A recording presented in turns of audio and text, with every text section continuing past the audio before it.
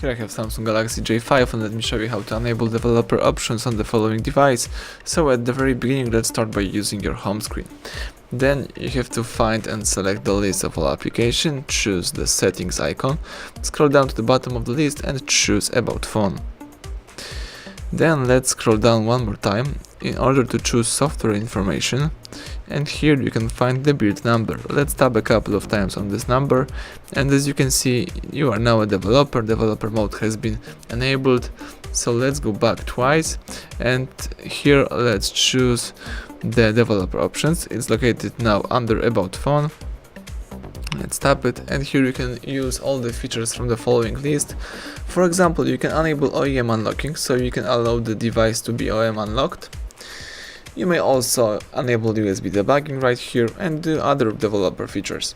So that's it, thank you for watching, please subscribe our channel and leave thumbs up under the video.